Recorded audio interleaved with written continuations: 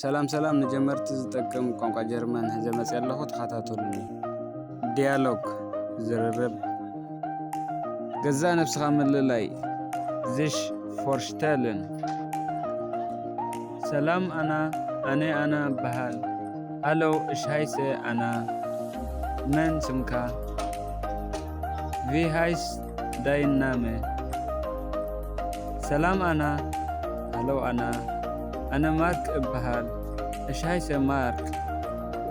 ክንደይ ዕድሜኻ ቪኣልት ቢስቱ ኣነ ወዲ 25 ዓመት እየ ንስኽኸ እሽፒን 25 የረአት እንድዱ ኣነ ጋል 23 ዓመት እየ እሽፒን 23 የረአል ካበየናይ ሃገር መጽእካ ኣውስ ብንሸም ላንድ ኮምስዱ ኣነ ካብ ሃገረ ጀርመን እየ መጽ ንስኽኸ እሽኮመ ኣውስ ዶሽላንድ እንድዱ ኣየኖት ቋንቋ ትዛረብ ቪልሽ ሽፕረኽን ሽፕረሽት ዱ ነ ቋንቋ ጀርመንን ቋንቋ እንግሊዝን እዛረብ ንስኽኸ እሽ ሽፕረሸ ዶሽ und እንግሊሽ እንድዱ ኣነ ቋንቋ ስጳኛን ቁሩብካ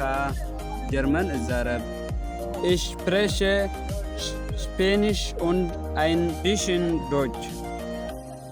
ሞያኻ እንታይ እዩ Was bist du von Beruf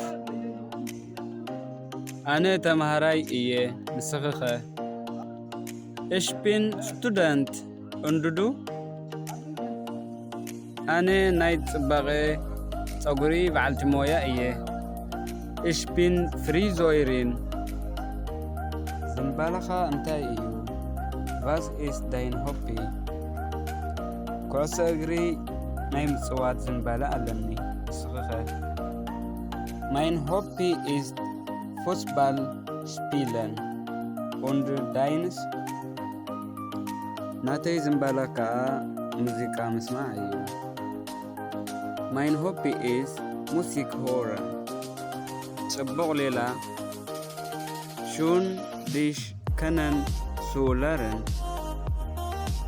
ንሳኻ ምልላየይ ኣነ እውን ደስ ይብለኒ Schön dich auch kennenzulernen ላይክ ኮመንት ሰብስክራይብ ሼር ግበሩ ኣብ መጻኢ ከምዚ ዓይነት ቪድዮ ክመጸኩም